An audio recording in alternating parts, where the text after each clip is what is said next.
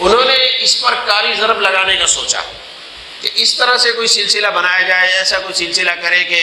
अब अपने तौर पर जाहिर बात है वो तो उन्होंने ये तो सोच रखा है कि मरना तो है, क्योंकि उनके पास कोई मुकाबला नहीं है इसराइल का और फ़लस्तीनी मुजाहिदीन का। कुछ उनके वो पत्थरों से लड़ने वाले और वो उधर से फ़ज़ाई और एटम बम तक रखने की ताकत है उनके पास, सारी चीज़ें, इस तरह का तो कोई मुकाबला है नहीं। बस ये ईमानी क़ुव्वत है,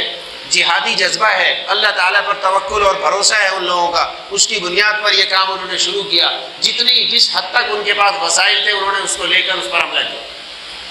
और इस हमले के नतीजे में ये बहुत बड़ा फ़ायदा हुआ कि वो जो मुज़ाकरात हो रहे थे, वो जो सऊदी अरब का आना जाना चल रहा था और वो तस्लीम करने की बातें हो रही थी, अल्हम्दुलिल्लाह वो दम तोड़ गए और वो मुआहदा तकरीबन ख़त्म हो चुके।